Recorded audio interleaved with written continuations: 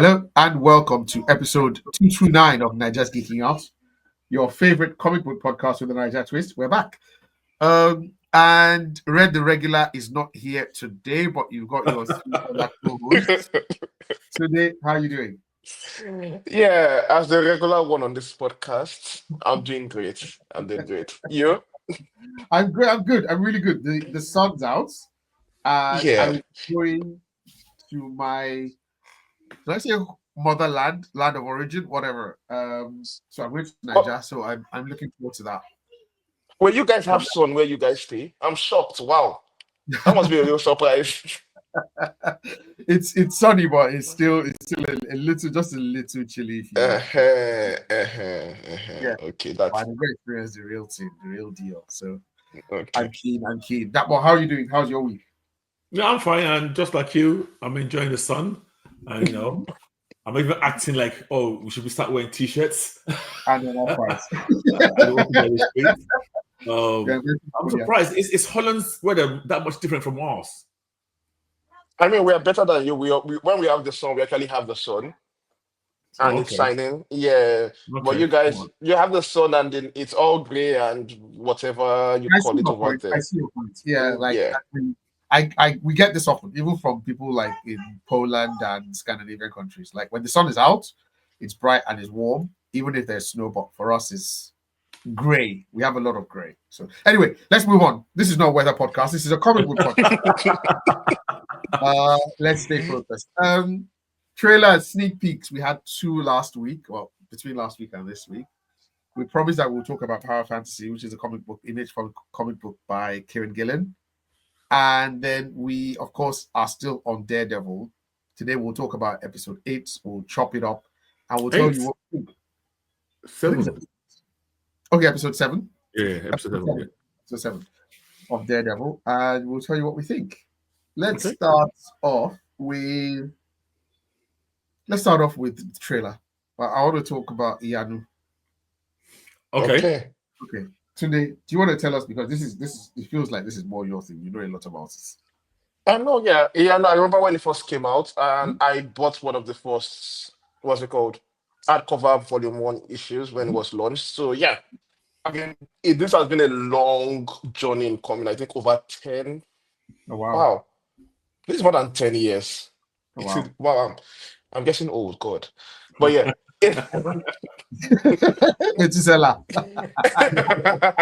Yeah, Says the youngest guy on the podcast. exactly. Like 10 years,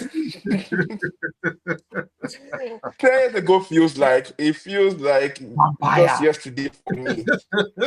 Because I remember going to go and buy the book. Immortal. Now Immortal Joe. Yeah. So yeah, but like I Alright. remember buying the volume 1 issue at the Comic Con back in Lagos, Nigeria, and yeah, it's basically the easiest way to describe it is, and not to be rude to the creator, it's like Avatar set in Africa using Yoruba mythology. It's like what, set in Africa? Avatar: The Last Airbender, Last Airbender. yeah, set in Africa using Yoruba mythology. I think that's the elevator pitch for it. It obviously is doing a lot of things differently with the characters, with the way the story is being told, but it gives that kind of tone, that kind of vibe. It's made for kids, and yeah, I think it's one of my favorite Yoruba mythological inspired world in that the magic is that feels alive in some kind of way. Like we see these Okay. mythical creatures come alive. We see the characters actually pop out. Okay. We were talking before the podcast, like what's it called? The animal familiar, for example, the tiger Yeah. that they are riding. It's a character that once you see once you remember it is that kind of distinctive character. So it's like is it Apu? Apple, yeah. Yeah, Apu in Apu. the last In Airbender. Is it Avatar. Apu? Yeah. Yeah, we'll continue pronouncing it. We'll continue spoiling the pronunciation. It sounds Yeah. Yeah, go on. Yeah. But like, I remember reading the first volume, and it's like she lives in this very this typical small Village. hometown that is village, for a lack of better word, that also has a lot of class structures and injustice in it. And then she escapes into the magical world to find her destiny, going on a hero's journey, and she picks up some friendly accomplices along the way, companions along the way. So yeah, and they all have like their different types of powers, their different kinds of characters, but it's an interesting book, and I'm really excited that this is getting adapted by Max. And Okay. it's the premiere was last weekend, Okay. and episode one should be on streaming on Max from yesterday actually. So yeah, it's So something that we it's should. out now. I It's thought it's out. out. The premiere is out. Yeah, Okay. Okay. yeah, I'll have to jump on this. yes. I mean, just So So like you you, go on. yeah, no. I was trying to go back to the trailer. Oh yeah, So we yeah, saw yeah. the Okay. trailer. Go on, Sunday. yeah. Is this the trailer for the series, or is this a movie, like a animated movie, or is it animated series? It's a series. It's a series. Yeah. Okay. So the first three episodes dropped. Then episode Wow. four will be dropping on April 12th. Yeah. Wow. Okay. So, And what do you guys think about the trailer? oh well, I like. Tunde said that Yeah. if it's Avatar set in our Yoruba land. I'm not really an Avatar fanboy. I don't. I've probably seen bits of pieces of it here and there. I did start watching the new Netflix version, live action version recently. So I don't know that much about Avatar how it went, but I kind of maybe I can see where Tunde's coming from. I mean, so we've had Roye Okukwe on our sister podcast before. We spoke to him. I've just gone back to check where I already Iyanu up to issue 5, the actual comic. Because I just opened my app and I realized I stopped at 5, but now there's quite a few more out that I didn't realize. I enjoyed it when I read it and I liked it. I thought, okay, there's a bias for me because it's my culture, and it's so that kind of always is a plus for me, and I'm always interested in anything based around my culture, our Yoruba mythology, all that kind of stuff. So watching the trailer, my biggest takeaway for me was, yes, this is Yoruba being presented to the world, and I liked it. Yeah, on that tip. The trailer itself, yes. I like Iyanu herself. I like the character design. I like it's a kind of it's weird. My two favorite Yoruba cultural cartoon / comic icons that I like the most are both female, and it's kind of, I don't know, is that saying something about me or No. Yes. This has always been the case. You but tend for to. you as well? No, you. No, you. He said something about you. Really? In other like other comics, my favorite No, characters are generally men. Mm, you will mm. no. You will almost always support a female character. You are very. You are definitely not feminist, bro, because you're a piece of shit.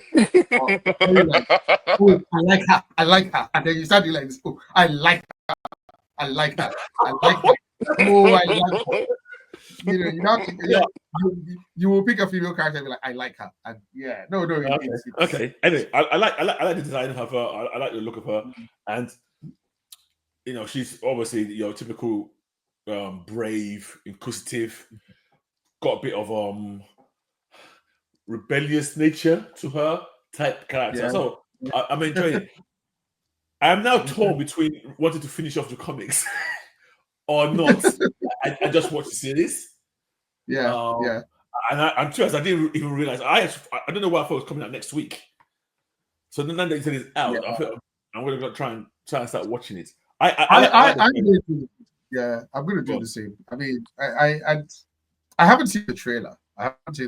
But Okay. just based off of today's elevator pitch, I think I've been swayed a little bit.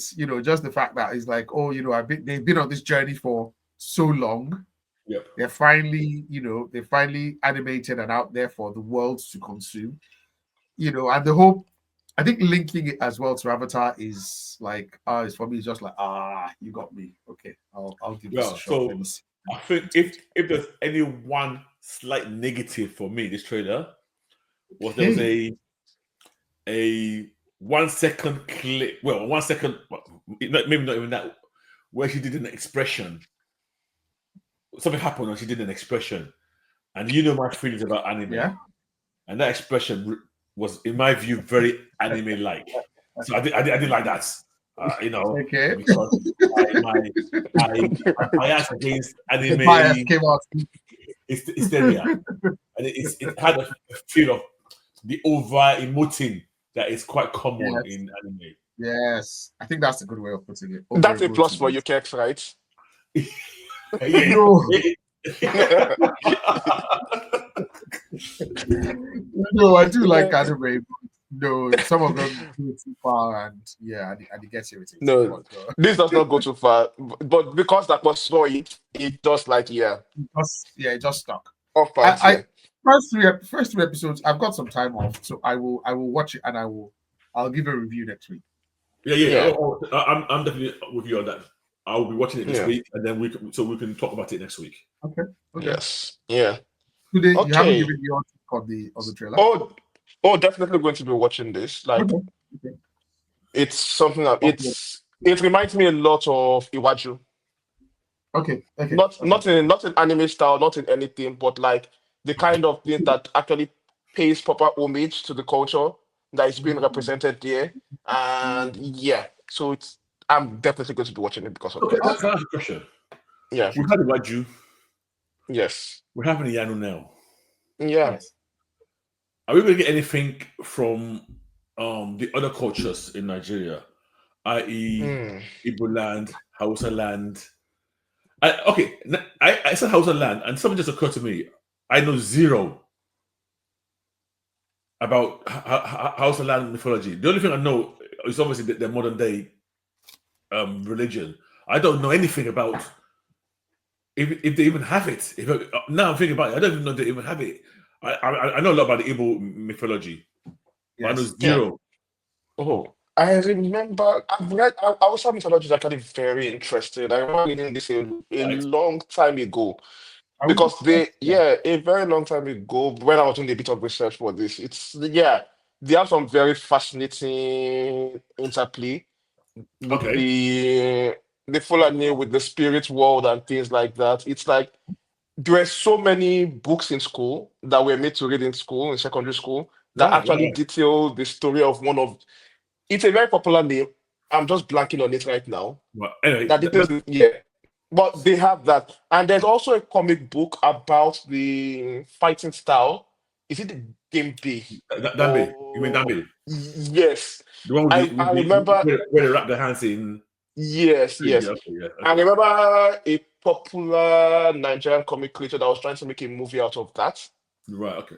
Yeah. Wow. So it's like they do have them, and it's actually something I would really want to see explored really well. Yeah, so But yeah, so that's what I'm saying. In terms of, I want this to happen to the other cultures within Nigeria as Yeah. yeah, well. yeah. Because as Like you know, Nigeria is very multi, diverse. very, very diverse. I mean, for Yeah. anybody who's listening who doesn't know this, I think officially, I used to think it was 250, but apparently it's 500 languages, Yeah. different languages are spoken in Nigeria alone. I used to think Yeah. it was 250, but I was checking it the other day and it says It's a 500. lot. Yeah. Yeah. I'd like to see Avonome being adapted, for example, from Comic Republic. Yeah. That kind of book. Yeah, it's really Mhm. focused on the Igbo culture a lot. Then yeah, what other stuff like that? Okay. Kex? I think it's worth. No. I was just thinking that I think it's worth actually. I want to take it away as an assignment, really, to find where are we in terms of other cultures being represented either in comic book or in other Nigerian cultures or in animated, format or medium. I'm curious. I'm going to take this away. Yeah, I'm going to try Yeah. and locate that book that Tuna just mentioned about the House of Myths. I'm going to try to find that. There's actually an Instagram account that does a very good job of highlighting what they do for African myths generally, but they speak a lot about the different ones in Nigeria as well. I can't now, top of my Okay. head, remember the name of that account, But I'll, after this podcast, I think I'll find it. I might even drop a link in. I quite like that. Instagram account. They do a good deal in promoting the myths and mythology of different African tribes. Okay. Yeah. Oh yeah. Okay, that's a good digression. Yeah, that's the word for it. Yes. That's Okay. a good digression. But yeah, but we'll talk about this. But next Like we time, can actually, next yes. time, just speak your broken English or your pidgin. All this one are for me big English. It's really do the damage. I'm trying to remember the words. Like before someone come and give it. Confusion. Like something. Like It's that something. I know there's a die involved in it too.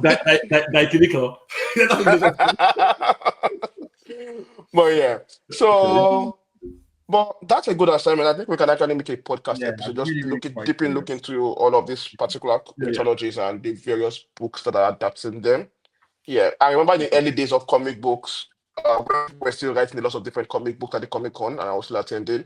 There were a lot of different books trying to explore different things, but they don't ever really go far because of funding and all that stuff. Yeah. So yeah. But okay. On The second trailer that dropped. Sorry. Yes. No, you take it, dude. Take it. Yeah, the Superman teaser dropped. It's a teaser in the true sense of the word. It's just an extension of the scene we got with Superman and his dog. We get to see more of Crypto running up to Superman, playing a bit around Superman, and eventually pulling Superman to the Fortress of Solitude, where is picked up by. We get to see the Fortress of the Solitude, how it looks. Not my favorite look, but I can't knock it. It's going for the classic Superman the movies, jotting out. What's it called? Yeah, the Ice Fortress. Yeah, with the crystal. Okay. With Ice and Crystal. Okay. Yeah, with the Ice and Crystal Fortress, and then it gets picked up by a bunch of robots. That's frankly very unimpressive. Okay. And okay. Today. Yeah. Oh, sorry for interrupting. Please go. Because I want to touch on each of the elements that you mentioned, but maybe finish it and then we'll go back up. Yeah, and then we get to see him being healed of his injuries by them just putting a giant telescope in his face and letting him magnify the power of the sun on his body. And yeah, that's basically it for the. That was basically. Then we just see some clips from that we've seen before. Yeah. So yeah. And we hear Lex Luthor say he's back. We hear this guy's voice, Nicholas Holt's voice as Lex Luthor. And again, I have to say, man, amazing casting as Lex Luthor. And I'm like, Nicholas Holt is one of those people that I'm starting to feel kind of crept up on me in terms of how good an actor he is. Because, the first time I saw him, I think it was Warm Bodies or something, where he was like a zombie. And then since then, he did, kind of. He's been doing all these. That was him. Yeah, that was him. Yeah. And I'm not making that connection that you hear. And then he did the great. First time I saw him, then he did like the Giant Slayer or something.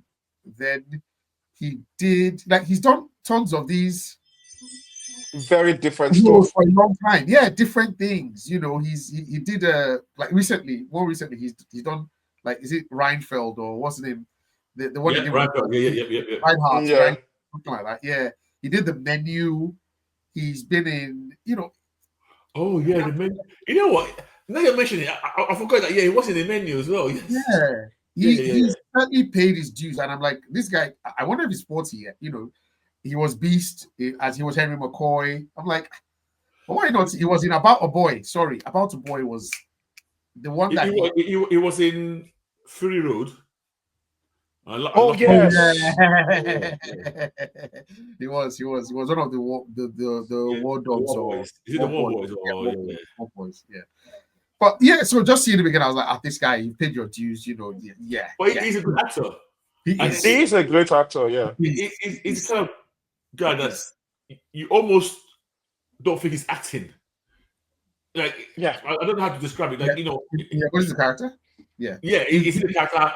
He's playing the role. He's forget they're Nicholas Holt. Yes. Yeah. Exactly. Like all the roles you are mentioning, like the Yeah. greats for him. Yeah. I'm not watching Nicholas Holt act the great. I'm watching Peter being a bastard. Yeah. What bodies? Yes. That's Yeah. So He's a great actor. Yeah. Yeah. Okay. he is. All right. So this trailer, you want to pick it up? I mean, by the way, guys, I've not seen it. I don't plan to see it. Yeah. You don't need to see it. I'm already on my blackout for. Yes. I was tempted because I'm a very big. You know how I'm a big crypto fan. This was the fact that it's focused on crypto. I want to see more. I know you need to explain this. How are you a crypto fan? What does that mean? I'm curious now. I want to know. You're asking a question I really can't answer. I've noticed myself that I've got a propensity for liking certain characters that are almost sidekicks / I've liked crypto from day one. I like Superboy. I like the character Superboy back in the day more than Superman. Can I ask you a question as well? Yes. What is the origin of crypto? Like, what is the story of crypto? Because I don't know. You guys are educated. Of crypto. Yeah. Oh well, in back in the day when I was reading my comics. So he where they were throwing tablets and black and white. He was also a delayed. He was a delayed. He came from crypto explosion. He was put in the spaceship. I'm not even thinking it was along with Supergirl, or I might be mixing it up. And they came late, so they left before what came after, and then he came out, and then and that was it. There's nothing really. I don't remember the modern explanation for him, if I'm being honest. Okay. Because at the moment, currently, there is a crypto in the current version of canon, and yet I don't remember how they explained his presence. Okay. But I do remember the old one. He came in a rocket almost similar to the old school rockets that Superboy came in with. And it was from the... Now, I remember it being a part of the Superboy mythos. Okay. More than being in Superman mythos when I was reading it. But I'm pretty sure it must have been... I don't know when he became a Superman, because then I guess Superdog doesn't age the way... Who? The dog? Yeah. I guess it was an age, yeah. Yeah. So I've always liked... Okay. But it's not like I'm a big pet guy. I've never had I've never had a dog. I've had cats actually, growing up. So why that expression today? Are you not a cat person? No, nothing. I'm just shocked that you were a cat person. That you had cats. Oh yeah, I like cats. Oh, I've had 3 different cats. Yeah, I won't have pegged you as a cat person at all. Okay, Maybe Kex, but you would have called a dog person through and through. Yeah, I never had a dog. Never grew up with a dog. So yeah. So Kex, to your question, it's something I can't put to words. But every time I see him, I always get a nice warm feeling. Okay. Seeing this live action film, I did, and having said that, there was a crypto in the Titans. Yes. That was that one character there. That one was not Kryptonian. I think it was from his DNA or something. Yeah, I did not like it. I didn't even like the dog they used. And Okay. Okay. But Kex, you don't like crypto? No, because I don't. I'll be honest. Because I don't quite understand it. It felt like the Superman need a pet. So I like Ace from the old Batman animated, Batman of the Future or Batman Beyond. I like Ace, the one that follows. Yeah. Terry. Yeah, exactly. Yeah. I like that one because I've seen him do stuff. I don't mind. Red Wing. I like Red Wing, but I don't get Crypto's thing. Like I'm like, did they? It feels like it was something that was done almost retrospectively. Like, oh, we need to give him a dog. Okay, let's make it this mysterious magical dog that came from. It was supposed to be a one-off character according to history, but like people just liked him well enough, and he became part of the cast. Yeah, so it's a dog. Yeah, a pet. And then I also struggle with a super pet, meaning he has similar to, if not all the powers, right? That's the bread, the super bite, super strength, can fly. I'm like, how does that work? Like does he have above average intelligence? Because having a dog is it's a good dog. So no, here's the So thing. these are my these In, are in the old comics, he 100% had super intelligence. Yeah, 100% but had it. you'd almost have to. But recently, they've kind of played it down a bit. because Um, the whole point of the dog is to be relatable, to make Superman more relatable to everybody that has a dog. Like, oh, see this guy with his dog. yeah. But he doesn't That's fly even the around entire with reason. the dog and stuff. Like the dog basically stays. Guys, We'll I don't probably get see him I playing don't get fetch. the problem. We'll I think probably see him playing fetch with with the dog at some point. But it's It's, like it's that's the whole point why he was even in the movie. yeah. I don't get it. Because James Gunn had a dog that is similar. And said, Yes. hey, I like my dog, let me put my dog in the movie. And then that's how we have this. Yeah, and So I it's think there's a period DC was going through anyway, where almost every hero was getting a pet. Yeah, I can see yeah. that. I can see that. Yeah, I can see Yeah. that. Yeah, totally. Supergirl got a unicorn. Let's not talk about that anymore. Who had Streaky, the cat? Who did that belong to? There's a super cat, there's a super horse, there's a super monkey, Beppo. There's Okay, Streaky the cat. there's a whole zoo of these people. Is Streaky the cat the Red Lantern cat?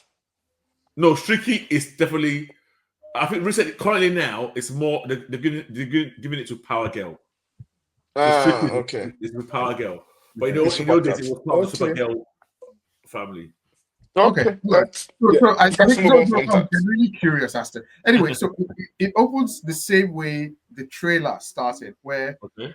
it shows a tundra, and then you hear, and then Superman lands in a crater, and he's wheezing and bleeding out, and then he starts whistling, and then you see Crypto running. You see the fumes of snow and ice, Oh, yeah. and then he lands where Superman is, and then now instead of where the trailer goes to is Superman gives him his cape and says Crypto home, Yeah.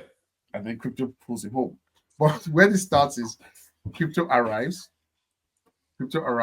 and then he's jumping on Superman like Superman is well. Like just imagine if you had playing with him. So you have a tummy ache, you lie down, and then your dog comes, and your dog is super boisterous and he's jumping on you. That is what happens. But it just feels very comedic. Okay. It is comedic. That's the whole point. Yeah, no, it's. I wonder if it's supposed to be comedic or relatable. So I don't know. But I think because this is Superman who is being. this is James Gunn's battles. Superman just lost a fight, a very serious fight, probably, where they've beaten him down, and it's like trying to cut tension with this particular scene. So you know that thing that James Gunn likes to do. You have one serious scene, and then one very comedic scene to remove all sense of tension from that particular scene. So yeah, that's why it's this comedic. Okay. So yeah. Well, so Crypto is jumping on him like, let's go now, let's play, and then drags his foot, like, oh god, and that just looks so silly. And Superman is there like, Crypto, no, I don't want to play, no, and then he finally gets Crypto home, and Crypto drags him home, and then when they get towards the fortress, that's where the fortress is almost like it's underground. And then it starts to rise up through the ice, and then okay. Then the doors open, and Crypto drags him in, Superman in, and he has servants like his service bots. Yeah, and they carry him, and he's like, oh, thank you. There's 4 of them, and he says thank you to one of them, the one that has number 1 written on it. Now I don't know if you remember Grant Morrison's All-Star Superman. He has these automatons there that have numbers and capes on them. That's what it's supposed to be. And one of them has number 1, so I assume that is like the Oga of the robots, and they all carry him. And he says thank you, and that one says, "Oh, you don't have to thank us. I can't appreciate it because I'm a robot." That kind of thing. And then another robot, which has number 2 or something, says, "Oh my God, he looked at me." That one is supposed to be female, has a female voice, and it's like a discrepancy between what the first one says, who is like emotionless, and what the second one says, who is quite female and appreciative, and almost sees Superman like a godlike figure. Like, oh my God, he looked at me. Oh my God, guys, he looked at me. It was didn't like it. So they put him, they strap him to the chair, and then they start calling out his injuries while they're doing like a quick scan of him. Okay. Yeah. Then while they're doing that, there's a portal or something like a window that starts to open up, and they start to channel the sun to intensify the beams and direct them towards him. And while so when they start doing that, he like almost tries to get up, like it's obviously painful for him to be healing that quickly. And they pin him down, and then that's where it cuts, basically, and it goes like da da da, and da da da da da. You know, I thought I didn't like the comedic tone of it. It felt I didn't like it, and again, it brings to me some things that I'm like, this costume looks very. It doesn't look that good. It doesn't look good. It looks Let's just very. put that. It doesn't look good. It looks like One Punch Man's costume. Like it looks very. Like, honestly, honestly, I'm going to tell you something. I'm going to say something that might sound. Superman in Lewis and Clark's costume. Yeah. Looks a little better. I think I prefer that costume to this one. Well, to be honest, and obviously I've not seen the trailer, but I've seen the first trailer. Yeah. This has to be. I don't think it has to be. I think it is the most loose-fitting Superman costume I've seen in any live action Superman. Yeah. Even going back to George Reeves. They always went for skin tight. Maybe this. Well, this guy was not muscular in it. Dean Cain. Yeah, but at least the costume was form-fitting. Is what I'm trying to say. Yeah. This is the most loose-fitting one I've seen. Yeah. Yes. Yeah. But that was it. So what was your I think I mentioned this earlier before the podcast started that this entire sequence feels like an expensive sci-fi TV show. Yeah, it feels like a TV show. Yeah, like sci-fi decided to spend money and make a TV show, and this is what it looks because I know it's not cheap. I can see the CG there.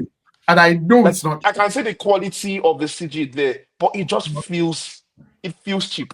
So do you think they went for an old school look on purpose to the robot, the science of it? It's not even the way they look, it's the design. The design of the robot, the emptiness of the Fortress of Solitude, the way the chair is set. It's like when you're building Superman's Fortress of Solitude, it's like it has this magnificent feel to it. This one just feels like taking it to a hallway to the dentist seat for an appointment. It did look like a dentist. Yeah. And just put him on the dentist chair and say, "Oh, we're going to magnify the sun," and it's just a bunch of telescopes, mirrors, and just a bright sun on your body. And I'm like, he had a very steampunkish look. I was like, okay, like yeah. Can I say something? Now that you've mentioned this, I was going to say sacrilege. It's not sacrilege because I don't know. I've never been impressed by any live action Fortress of Solitude. Not once. I like Man of Steel, not because of the Fortress, but Man of Steel's Fortress of Solitude. Even though I may not like the design, it still felt alien and grand. Oh! Man of Steel Fortress of Solitude was the ship, wasn't it? It was the ship. Right? It was the ship, and it felt very grand. It felt very it felt very alien. It Yeah. felt very like the technology, the way the things shift and move, and even like it was from Krypton to the ship. Their technology is very alien.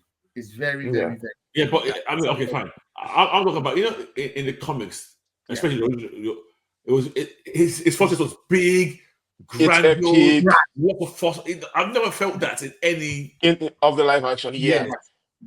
I guess there might be a budgetary issue to doing that, but that's the problem with this particular version. Yeah. It doesn't feel like there's a budgetary issue to doing that. That's intentionally mimicking the Marlon Brando style and making it look a deliberate choice. It's very, very, very deliberate what he's doing.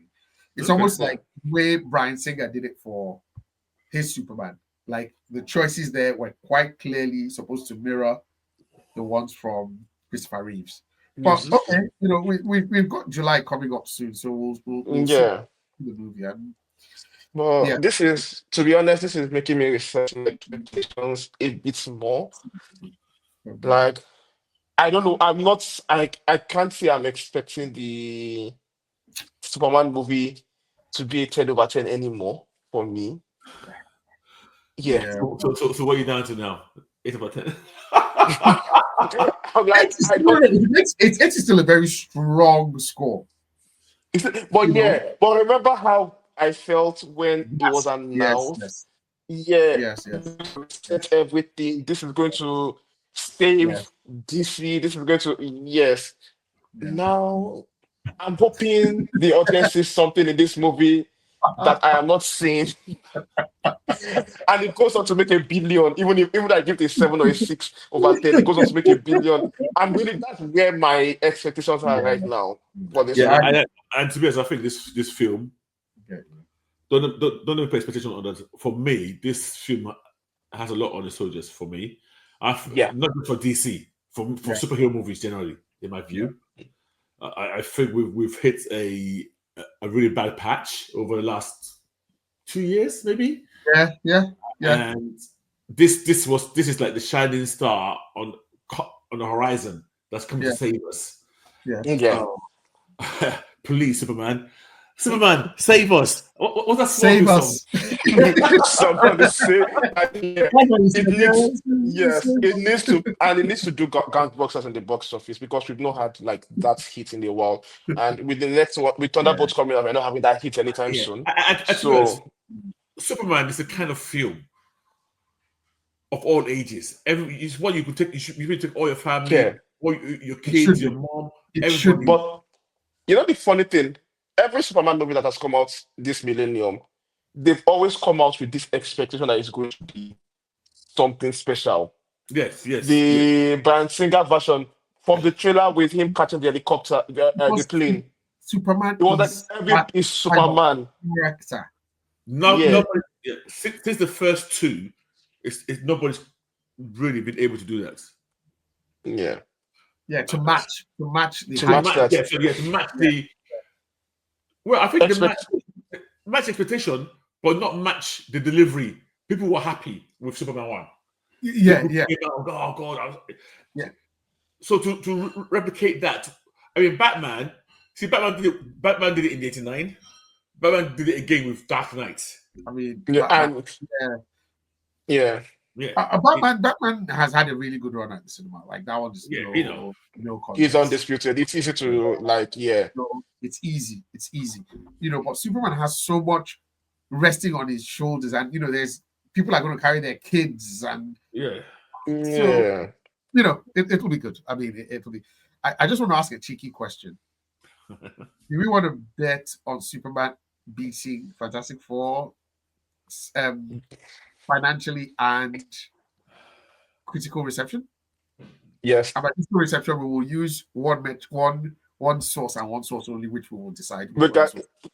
we can use all three sources. The big three, Rotten, Okay, so Meta, we're using and IMDb. IMDb, Metacritic, and Rotten Rot, Tomatoes. Rotten Tomatoes, yeah. Okay. Yes. You see much score? And oh yeah, Cinema Score. Cinema score. 4 of them. Okay. Yes. Okay, let's just. See, I don't want to. even if it's a no, I'm going to bet yes because that is what the universe is supposed to deliver. See, I'm not even worried about betting. My view is, if it doesn't, it's a failure. It's a failure. Yeah. If it was, If it doesn't, If it doesn't, it's a failure. yeah. and to me, it's another nail in this coffin for me. If you're again your number one guy, let's put Batman to one side. You're number one guy. Yeah. Cannot beat Fantastic Four. This Fantastic Four that we have been seeing. Rocked out. Man was in the dumps. This is the third attempt again. If Fantastic Four, this is like the third attempt. Third attempt. The theatrical attempt. I mean, no, but to be fair, it's the same thing as Superman. Third theatrical attempt. They have similar trajectories. Yeah, but Superman, he's not the one in the world, but a lot of people argue he is. In terms of superhero, he's the first guy.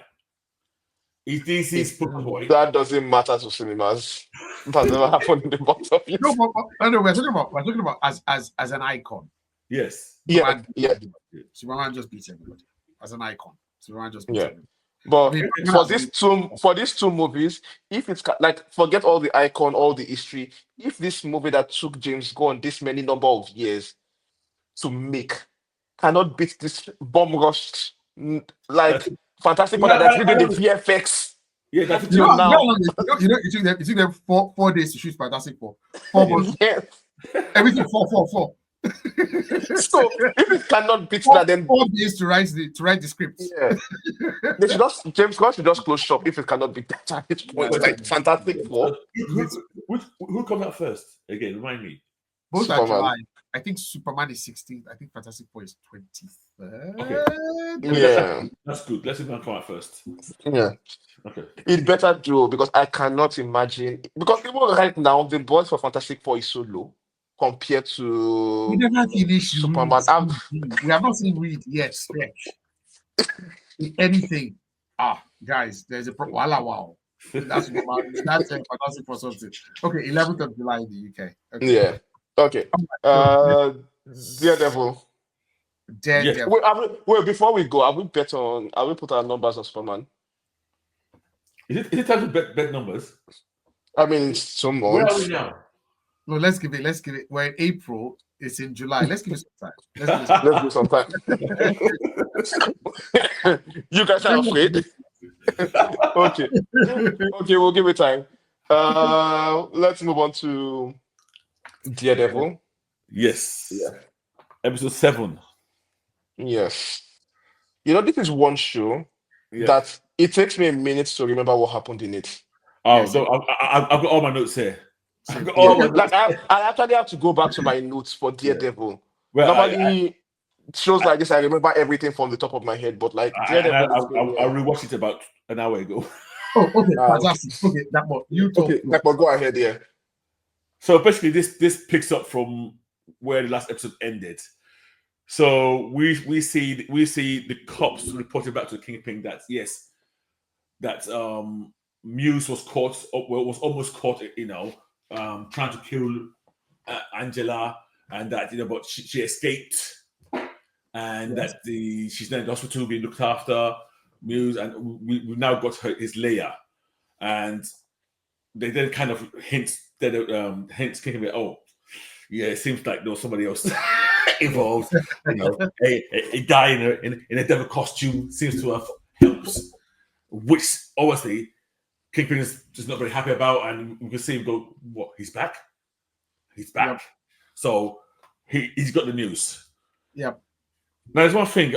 So he goes back home, and we see Matt at home. Yes. Washing he's having a shower. You can see blood being washed away. Correct. And his girlfriend comes in, Yes. and she starts questioning him about His what's happened bruises. to you? What is bruises? Where do you go to? Like he's coming up with some lies. In the one true fashion of Yoruba men, continue. He silences us. He starts coming up with some excuses that Really passion. His character. he comes up with this good BS that doesn't really wash with her. Yeah. But then he kind of smoothes his way, starts kissing her, starts making jokes. Guess what? Yeah. I have to say, one thing about this show that I thought they weren't going to do, and I really hate it now because it seems my fear is true. I hate the coincidence of her being linked to all 3 main characters. I hate it. Yeah. And there was no need for it, in my view. No need for what? The psychiatrist being the love interest of Daredevil, being the psychiatrist to Muse, and also being the counseling She's the only psychiatrist. she's the only psychiatrist in New York now. Yeah. I mean, I could even forgive 2 of them because she seems to be a very popular, famous psychiatrist. Yeah. So I could see maybe why Fisk went to her, and maybe why Muse went to her signing. But for her to also be the Daredevil, the girlfriend of Daredevil, because she's a famous psychiatrist that is friends with his partner lawyer. But anyway, I think I described it as CW show, as a CW show trying to be an I HBO don't show. like So such yeah, this. To me, it smacks off. You could take an effort. And to be honest, if she wasn't, it would make no difference to the show. You Yeah, didn't even need it to would. do it that It way. wouldn't. Yeah. you want the love interest to be a completely useless character with no agency. No, She no, has no, to no, be no, no, central no. to the plot. I don't mind the love interest. She could be The central to the plot in different ways, not Hmm. but this pure coincidence. And anyway, yeah. in that scene with Daredevil, in the lovey-dovey move, uses his hand like a blind man does to read her face. Well, Yes. And I hated the fact that they did that in this episode. Yes. This is something they could have done in episode 1 and 2. They look at it 2 or 3 times. So it looked like a natural thing that's happening. Because we know that's what black people do. But you happen to do it in the one episode that where is it's useful in the end. coming to Yeah, play 20 minutes later. yeah. It kind of annoyed me on that. It was poor. Yeah. But I believe that he's done it several times in the past. Yeah, it does. But I think it's just bad. It's bad editing, action, the placement of it. You should have showed me that much earlier that this is something that they do or something that he does that he knows that. Yes, exactly. That's it. Yeah. But you don't for the first time in this episode where you're telegraphing that it's going to come in. It's telegraphing, and immediately I knew what was going to happen when we'll come to that scene later on. Yeah. We see the PI having a proper go, and I think his name is Cherry, having a proper go at Daredevil, at Matt, about Daredevil being back. Yeah. I really, initially I thought, okay. But the more I thought about it, I thought, hey, what's your beef? This guy used to help you before. I agree. It seems very, again, maybe CW-ish kind of, let's have an argument's sake. Yeah. It didn't make I didn't understand the anger. I'm like, why I didn't get. Yeah, thank you. I didn't get so personal. Yeah, personal. Yeah, I think because he saw Matt almost cross the line. Matt actually tried to kill somebody. Well, cross the line, and he knows it's him.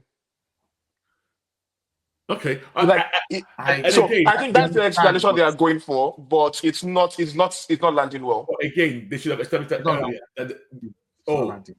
You've done well. You've got a year, all that kind of stuff. So we can see. They've done that already. Like they've been saying, I've been talking to Matt about this earlier. Like, it's been a year. Even before he told you, like, you shouldn't go up. You shouldn't go out as Daredevil. Okay. Anyway, I just feel like it didn't land well. I get where you're coming from. It didn't land well. It didn't. One bit that I did like, and to be honest, on the first viewing, I didn't really pay much attention. But second viewing, Kingpin when talking to Buck, and I need to know who this Buck guy is and where it's come from, because it's always come from criminal kind of things. Buck being the new assistant. Well, I don't. Yeah, the new Wesley. The new Wesley. So he's speaking to him, and he's letting his anger out about Daredevil, and I didn't realize before, and I don't know why I was in the first episode, but it looks like after Daredevil puts Kingpin away, he didn't stop there. He literally went around and started beating up all the layers below Kingpin, and I did, so he spent like almost another 6 months not just happy with Kingpin being. Yeah, but that's respect. That's responsible house cleaning. He destroyed the whole infrastructure so that you will take away the boss and then somebody will get promoted. No. Yeah, but I get promoted. Deal with all of them too. Yeah. So so every geezer, every low middle management in that they was breaking their bones, smashing their head in, and so this is really annoying. Kingpin's anger goes beyond him because Kingpin in his delusional state is thinking, I created this business where white collar people were able to make millions. So when he was talking there, I was like, this guy, he was a criminal. Because the way he said it, like maybe he was like a legit cement businessman. I was look at me, I was just importing Baco Super Sack for my people, and then this guy just came and he just look, my village, we never have money. I'm like, but no, but you were killing people. You had a This criminal. is everybody is a hero in their own story. Like Yeah. in his own story is the hero. And this is my problem with this version But of Kingpin. I thought he wasn't self-delusional. That's my problem with this particular show. I don't get Kingpin. I don't get why Yeah. Kingpin is It came acting the across way like, he is. I've started to question it. you're a criminal now. What are you talking about? Yeah. Yeah, like Kingpin has never been like, oh, I'm doing good. I'm doing it for. Kingpin has always been, I'm a criminal. I'm making. He's like this selfish bastard. You know what? Self. That's it. Yeah. Some head cannon hair. Yeah. That bullet echo shot in his eye. It maybe has done some damage. I believe that. I will believe. I tell you, 100. That's the best explanation you can give for what is happening here because none of his actions make any sense. Yeah. Him running for mayor is that threatening not for any scheme. He just wants to be mayor for power to make more. It's weird. Yeah, it is very strange. It is very Yeah, strange. and it's a mayor. It's like we don't even see him doing anything criminal with his mayoral powers. No, We don't know if he has any criminal. It's like he's trying to do good in its own evil way. Yeah, so he's trying to use he's trying to use his extra resources as they described it in a way, in a legit manner to build up New York, but areas that are also linked to his criminal past. Yeah, but Yeah, but it's not. You're right. It's not criminal. I mean, we'll come to some of his criminal activities in a minute, anyway. So yeah, go on. So we see the cops at Muse's layer. You know, they're doing their normal investigation, looking at stuff. But we start to see Angela. Matt has gone to speak to Angela in the hospital, and asking if she can remember anything. And she starts talking about, Muse was painting some faces and stuff like that. Now, obviously, Didi then goes to that layer, and the paintings are scattered around the place. He picks one up, and he then uses his hand to read the face, and he recognizes the face as the psychiatrist. No, can I just say something? that is very what's this word? So this guy broke into what is effectively a crime scene. Yes. And like, how can I leave my fingerprints everywhere in this motherfucker for these people to know that I came here? He takes off his glove and starts touching random photos and paintings and just be like, leave some fingerprints here, thumbprint here, index here. I'm like, you're not supposed to be here. There's no reason why Murdoch's prints end up in this place. You are talking about prints. That guy's blood is in that layer. Murdoch's blood is in that layer. Yeah.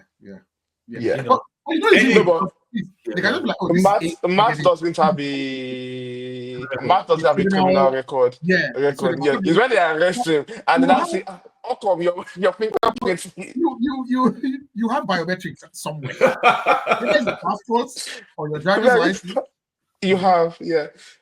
But even beyond that, so even the painting, are you telling me that Muse painted so perfectly that he got the exact texture of a face on paint with blood? I was thinking that, and not being blind, I don't know.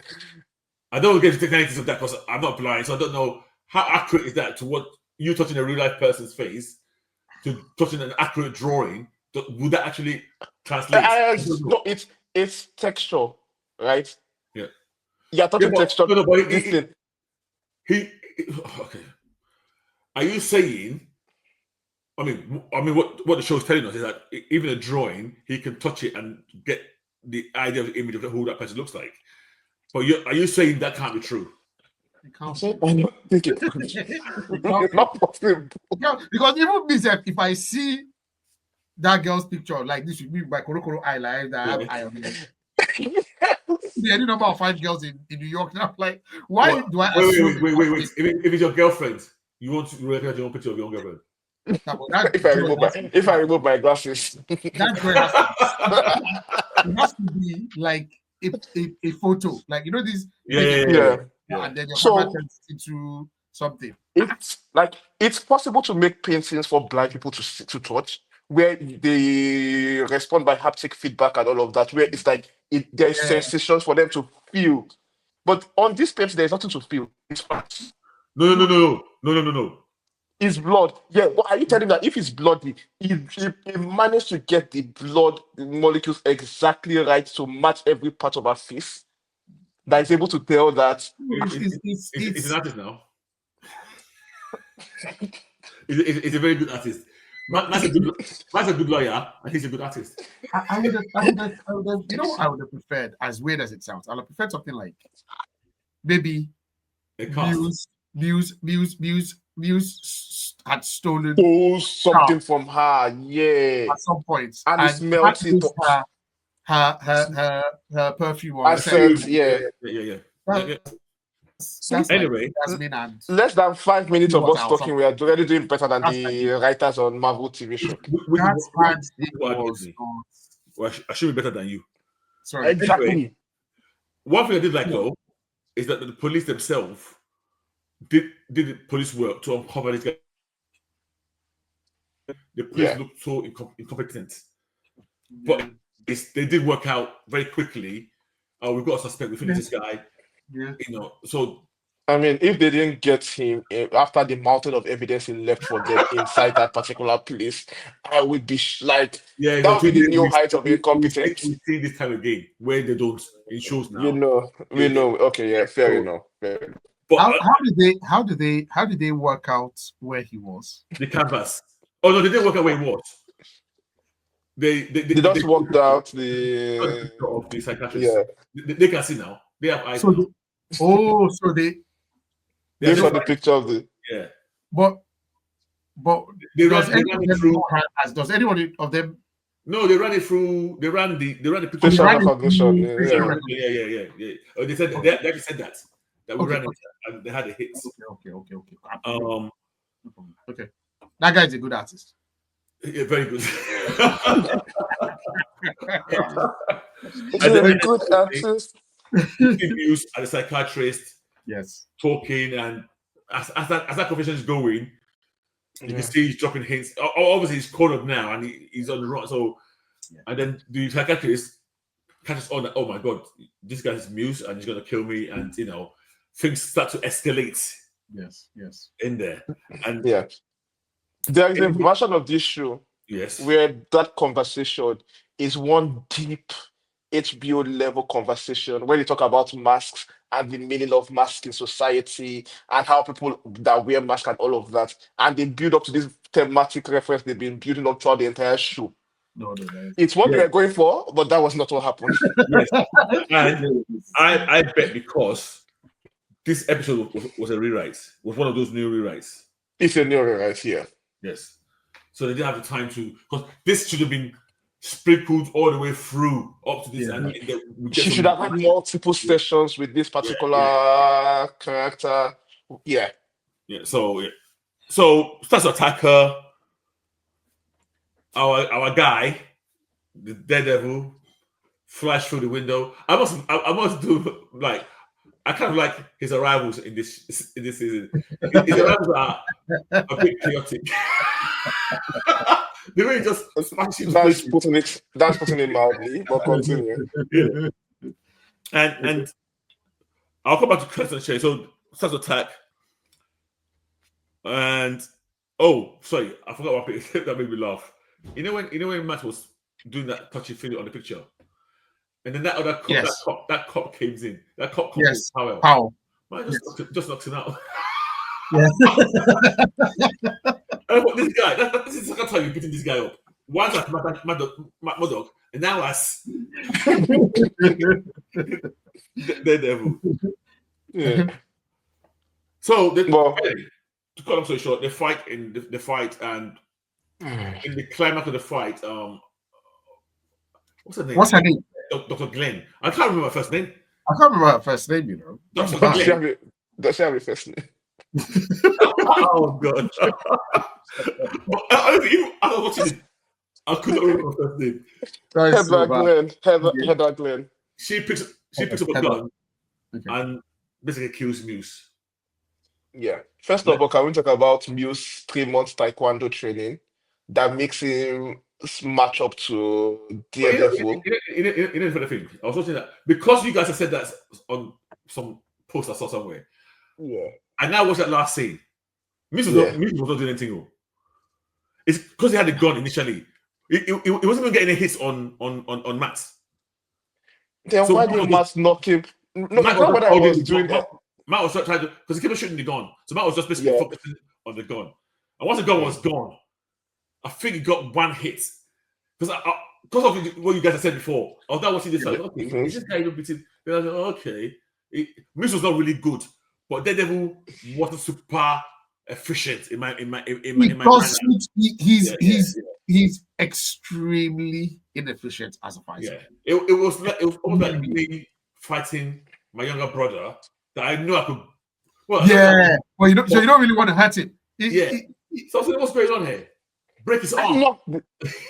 The guy has, I don't know whether he has soft knuckles or something, but I don't know how he keeps hitting people and they will be getting up. Like this Muse guy, at some point, last episode when they fought in the subway, I was thinking, is this guy enhanced? Because Muse took a lot of. He took a lot of punch and he still walked away like easily. Quietly. Unless that taekwondo teacher is from Kunlun. And I was like, you're hitting this guy with your billy club like 2 or 3 times in the head. The guy's still functioning, and when he was fighting him, I say fighting air quotes, in Dr. Glenn's office, I was like, you really need to learn how to like put people down quickly. End it. If you are well trained, you have a weapon, you have a billy club. And there was a bit where he had the guy against the one and he kept punching him in the face, punching him, and the guy was like, still what's going on? Good, still okay. Rabbit punching. And I'm like, exactly. And I was like, why are you doing this? Like, how is it that you're not able to eliminate people like a threat? Enough time to that one now finally got the gun. That one now finally got up and got killed. And that fight is really bad. I watched it and it's one of the worst fights that they've shot this season. In that there were so many cuts in that fight. Oh, and I'd like you to watch it today. Yeah, watch it again tonight. Okay. They will throw a punch. They will cut to him like blocking. It was like the first season of Iron Fist. It was really bad. It was really bad. Like a lot That's cold. There was no continuity at all. Because in a weird way, you're right. They kind of cutting away to other scenes of other things as well. No. The other things happening. Yes, like the cops coming into the building. But even when they kept the fights on them, it was like, oh, he'll punch here, he'll block. Then this guy, the camera will cut to this scene. I'm like,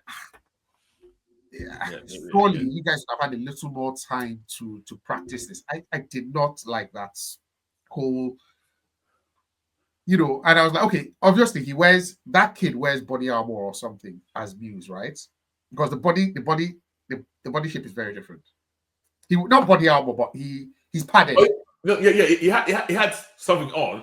I didn't get the impression it was under that white thing that he wears and he's padded. Yeah, there were some bits that looks like the body shape is very different. He doesn't look like this dude, the Bastion or what his name is. That guy's like early 20s or something, and he doesn't look that hench.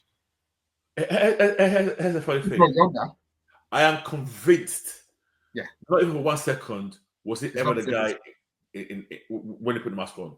Yeah, it's not the same guy. The shape did not look the same. Anything didn't look the same. The body shape is so different. He's quite tall as well. Yes, and slim. Yes, slim, but Muse is not.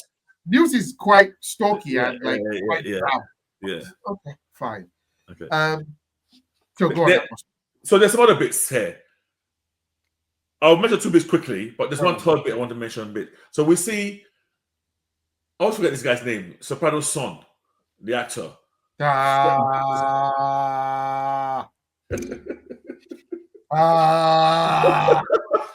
Threatening BB Ulrich. And I thought, okay, where are we going with this? one, I thought it was a stupid move by him. Threatening the reporter. Yeah, but then I One. thought, oh, are they trying to get this BB now to do a Uric, as in Uric from the previous season? Like she now becomes proper zeroing in on Fisk and the Fisk. criminal, you know. Really surprised. Because sometimes you make a threat, it might let people go away, or sometimes they might say, no, it's not you. And for it to come from him as well, kind of weird. So I don't think Fisk sent him on that walk. Really, I doubt it. No. I doubt it. So Fisk did not send him. So it's him that is now using his own initiative. He always thinks he's some kind of riser, some kind of Yes. I'm a mover. Yes. And he's probably thinking, oh, if I do this, Kingpin will be happy. Yes. Because obviously Kingpin, as a result of what happened, Kingpin lied to the press that there was no devil involved. That it's my task force. Yes. That caught this guy, made the arrest. Obviously, he doesn't want to give Daredevil any credit or cover. Yes. And I think people did see Daredevil coming, like people in the public. And BB's been reporting it that way. Yeah. And this guy tried to say, no, go and change your report. It was the police. You didn't see Daredevil. Yeah, I thought, which is stupid of him. Like, I'm just tired. That entire plot scene, like it's out of like season 5 of The Flash. Yeah, that's where this kind of thing comes from. And I'm like, why are you doing this? Like, first of all, who sent you a message? Nobody. Okay. I can't believe this. Why are you now? What do you accomplish with this? Exactly. You're not pointing. You're basically pointing a target that the administration is trying to suppress. Yes. You're trying to get this girl to suppress the gist. You're now trying. She's now going to start. After she has posted the gist, it's like you call us. You're confirming to her now that this government is dodgy. But not even that this government doesn't want this to be the official. Yes. Why? What? Now, listen to this now. BB comes to meet him in Fisk's office, right? Yes. Yeah. Because she says, "Oh, your boss is not going to be happy if he sees you sitting there because he's Yes. Yeah. What is she doing at Fisk's office? Did he invited her to come and meet Fisk? He invited her to come meet Fisk, and then knowing Fisk was not going to be around. What is the stick? He said there's a stick and a carrot. What is the stick that he had here? The stick is the carrot is the access to Fisk. Yeah, what's the stick? The stick is her career. She doesn't have a career. She's like an independent. Yeah, but then they probably got a frame out with something or something like that. You can do. But the initial stick is like, oh, we'll buy you from any access to. What Fisk is saying meeting.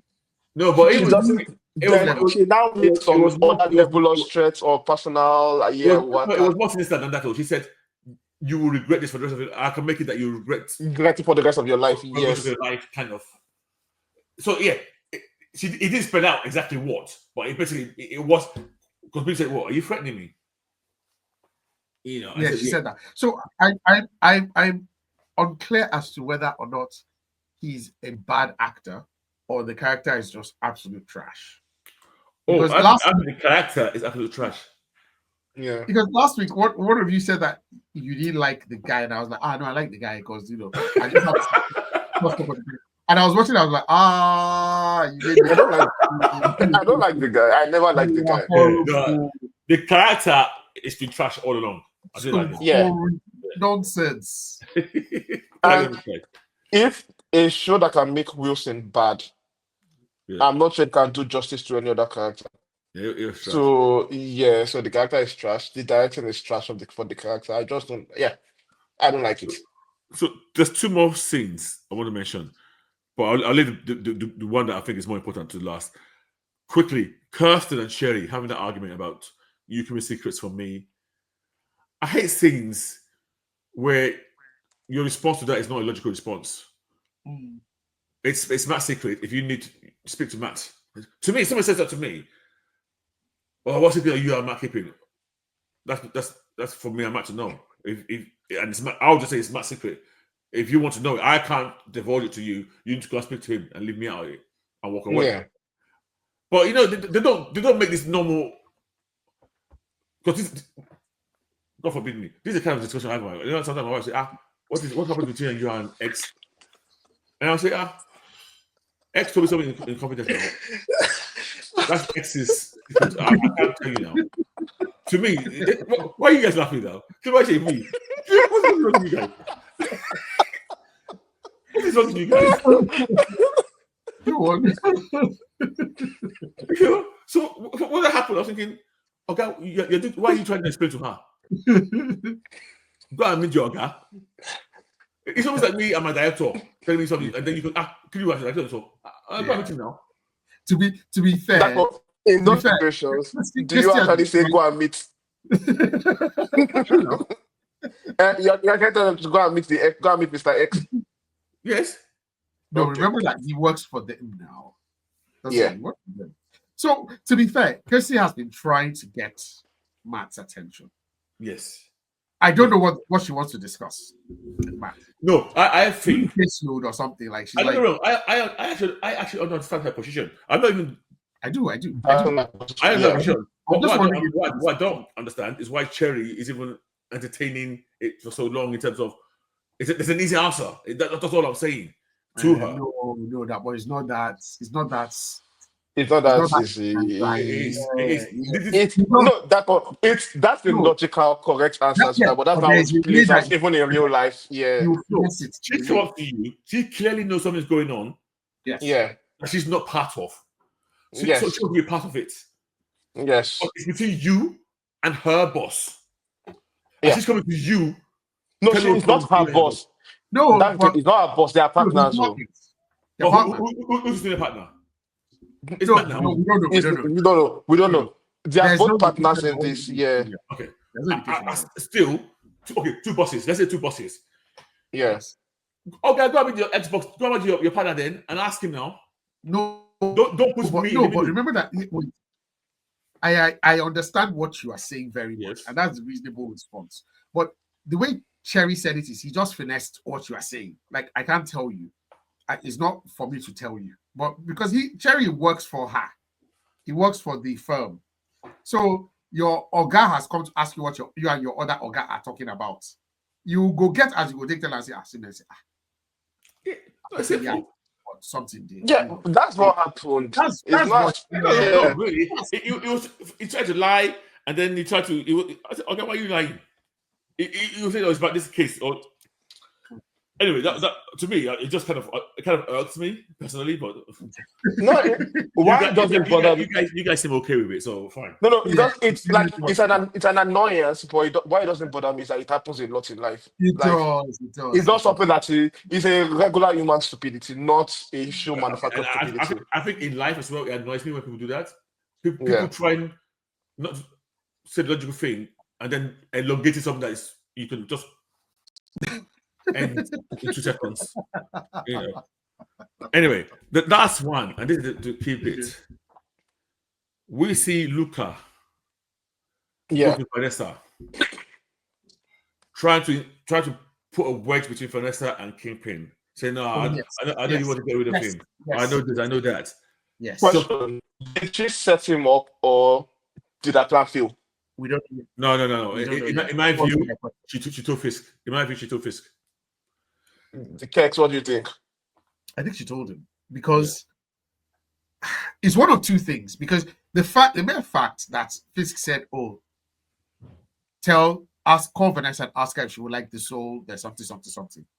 It's either Vanessa had already told me, and she knew I was going to be here. I told Vanessa, so we set the guy up. Or Vanessa is the only one I told I was going to be here. So if that guy is here, that means Vanessa is the one I told him, and I want Vanessa to say that. Yes. So that's where. Which one? I know. To be honest, I can't see Vanessa even. I can't see Vanessa betraying him. To lay up if she knows now that Wilson off screen that Wilson killed her boyfriend. It won't be Luca. She will use. It won't be Luca. And the funny thing is, the moment Luca walked in that place, I think Pig is sitting with his back to the door. They set you up now. There's no gang boss that's sitting with their back to the door. You know, and he was so one Kingpin was unmoved and not even angry, which also told me Vanessa told him. It can be. I'm not sure they are going for that Mr. and Mrs. Smith kind of. I know we did this, but we'll keep on pretending everything is normal until I'll do my yeah. No, but he's by himself. If he was angry at his betrayal, he should have shown it there and then, and I didn't. He wasn't even faced. I'm convinced Vanessa told him. That Vanessa told him. Okay. Yeah. Okay. That's I hope Vanessa told him because I can't see her betraying him again. Yeah. Like, I can't see the guy was making too much noise anyway. Even Kingpin was pissed at him. Coming into the he was just doing the most. Yes. It was yeah. And I'm surprised he came in with just one guy. I mean, even though he came by himself. Alone, you come by yourself and alone. You won't send like all your guys to go first and go and exactly. Why did you go yourself? Anyway. Yeah, stupid guy. So that's Daredevil or anything else? No, that's it. That's Daredevil. 2 more episodes to go. Yeah. And this already. I don't know what they're going to do. I think it's going to end on a cliffhanger. I don't like. I think it's going to end on a cliffhanger. Oh, it's right. Yeah. Okay. Yeah, I just suspect. I just feel it's going to end on a cliffhanger. I don't know why. I can imagine it ends on the cliffhanger of Foggy coming back, but I won't be surprised. True. It's just. I won't say anything. But I think I've mentioned on this podcast something about that before. Yeah, you have. Apparently, if they bring Foggy back, like, and it's not a flashback or anything like that, they bring it back. Maybe it's the hand or something ridiculous like that. The way they brought Elektra back.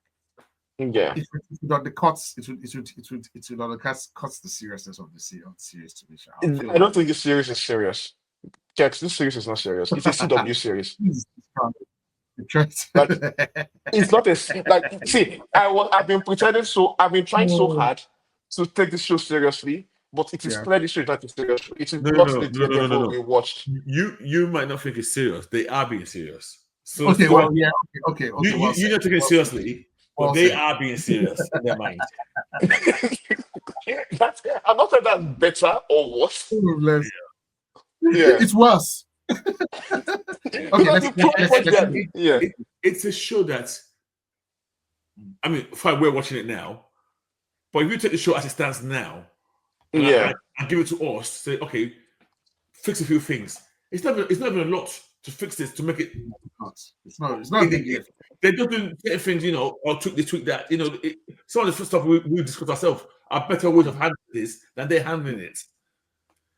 But they're gonna blame it over the rewrites. I can guarantee. Yeah. It's so weird. So this weekend, I actually had a lunch with one of my friends who is a writer for like BBC and like Netflix and stuff. Yeah. So he was saying that when you're watching a show, you can almost tell that somebody stepped in here and had an idea, like, because he was telling me he's done like Vikings and The Last Kingdom and a few other shows like that, and he was like, it's difficult because you have to please, if you're in the writers' room, he's in the writers' room, that you have to please the actors, the producers, the creator of the thing. Now, everybody has different ideas of the actor will tell you that my character wouldn't do that. The director wants him to do that, but the creator says, no, that character will do this. And it's like you're trying to please 4 different parties. And I think that we're seeing some of those issues here on Daredevil, where it's like, okay, this is just a bit off kilter here. Yeah. What is Fisk after? What is his motivation? What is the driving force for him? We don't know. Is he so delusional that he thought he used to be a good guy, a legit businessman? Because he's talking. He said it 2 or 3 times here. He said rule of law, and I'm like, you of all people. I used to kill people. That just sounds a bit like one person. I don't know who, thinking, oh no, let's have Fisk believe in the rule of law. Yeah. He wants to make New York better. Okay. Yeah. Well, it doesn't matter what he's saying or what he did in season 3, 2, and 1. Why would Fisk want to make New York better? No, Chris, that is not even an issue for me. I don't get it. You can want to do that for selfish reasons. It's where you live. I don't mind whatever it is. It's not the question is the show is not telling us why it wants to make your better. Agreed. Yeah. It's funny what Keck said. When Keck was talking about the people having different ideas, the cast having different ideas, I just remember that's why this guy was not this guy from playing Hawk now. Edward Norton. Yeah. Oh yeah. That's the reason. Because he's a comic head and he had these clear ideas of what he felt. This guy will be causing trouble though. Can you imagine Edward Norton during Infinity War or is it Endgame when Hawk was scared? Infinity War. It was Infinity War. That's what you try. Do you think Edward Norton would agree to that? He would not. He would never agree to that. Even that beating, you'll be like, is that not just going to be? Is that not just going to be like that? No. Yeah. They'll have to rewrite it to his satisfaction. But so it makes us appreciate I don't know if you guys are watching The Studio.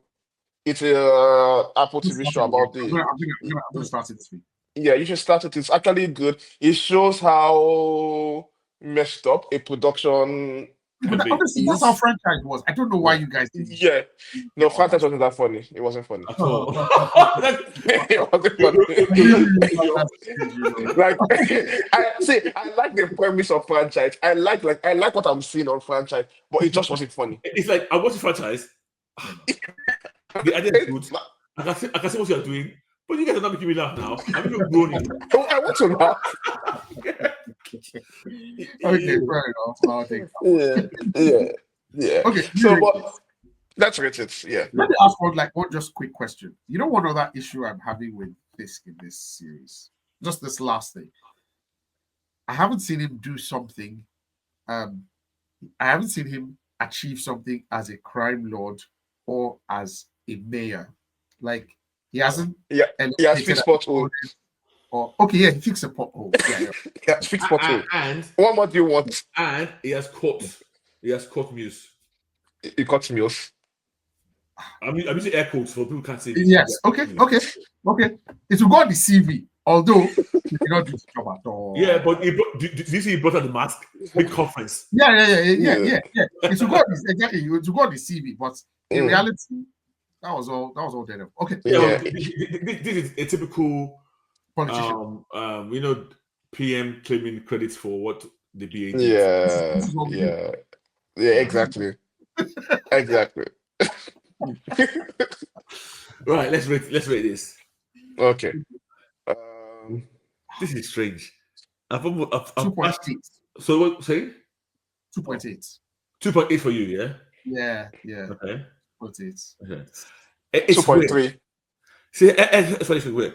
I've spent like the last 40 minutes nitpicking this episode. But I actually like this episode. When overall, I found it a very straightforward, complete episode. I don't know how to describe it. It was an episode. Okay, A to B overall generally was. I know what you're doing, and where's other episodes that didn't merge well. So I'm going to give this one a 3.3. As I was talking, I'm just minusing scores for my score. This is it just dropping in my head. Yeah. I'm going for 3.3 on this one. Yeah. Okay. That's Daredevil episode 7. 2 more to go. Hopefully, I don't know if it's going to pick up, but hopefully comes I don't know where it's going now. I literally don't know what is the 2 episodes going to accumulate in. It's too early to be a Kingpin. The task force is going to focus on Mac now. On Kingpin. That entire plot point doesn't make sense. Kingpin can easily say Daredevil is Matt Murdock, go and arrest him. That's all. He has no reason not to. If he wants to catch him. So it's like you don't get proof now. It doesn't matter. It doesn't matter. Go and arrest him first. You find proof in his house. This guy has a task force with no cameras. It will just say, does that make any difference? Some people just want to think we know who the devil is. It's my mother. Well enough, in the comic, that's what happened. Yeah. Like, so if there's any plot point of Fisk against sending tax force against Matt without just telling them direct, straight up that Matt is Daredevil, I don't see what's happening. I don't see anything else. It might have some stupid code of honor. That's what. I don't know. I'm just because at the moment he has kept that secret to himself. You know. Yeah, but the tone of this show, the conversation they had in the beginning, that the best conversation in the show. But then the show had. That might be him saying, "Right, I will take you down. Like I said, take you down and get you killed. As in shoot him in the line, rather than I'm just going to expose you." Then that's another level of stupidity. To be fair, this guy does not want my mother to take any stand. Though. He will not want my mother to take any stand to go to trial. If they end it that way, the trial of Daredevil, I would be happy. But Fisk can't afford that. Ooh. If that's how they end this, I don't. Fisk can't afford that. But if that is how they're going for this, is that we are going to get the trial of Matt Murdock, and Matt Murdock ends up in jail for that, I will be happy. Yeah, but I doubt it. This show is not giving me hope that they're that's good. Oh yeah. So we've done 1.5 hours again. Yes. Oh God. Right. And we have to move it. Yeah, we have to move Let's talk about it when we have proper time, because this is a comic that deserves time. I mean, next episode we're going to talk about Iyanu as well. So it might not even be next episode, but we'll see how that goes. Okay. Because once Daredevil finishes, we have nothing on the docket, right? Anytime soon. I'm sure there's something. I feel there's something coming. We have Thunderbolts in May. There's something that is dropping soon. There's something dropping soon. Well, this week is August. I don't think we have a series. I don't think we have a series. Okay. Series. But yeah, Superman July, Fantastic Four July, Thunderbolts May, Peacemaker August. Something else is coming this year. Can't remember. Fantastic Four. No, I said that July. Yeah, he said that already. Okay. Something else. I'll check. Okay. Anything else I want to talk about? No, not from me. All right, guys. Thank you for joining us. This has been episode 229 of Naija's Geeking Out. Remember to rate, like, subscribe on Twitter, Instagram, and Facebook. Today, do you want to say goodbye? Yeah, see you guys next week. See you guys and next week. Hopefully the regular will be here, but we don't know that. But yeah. Don't bet on it. That one. Yeah, thanks again for listening, and we'll see you later.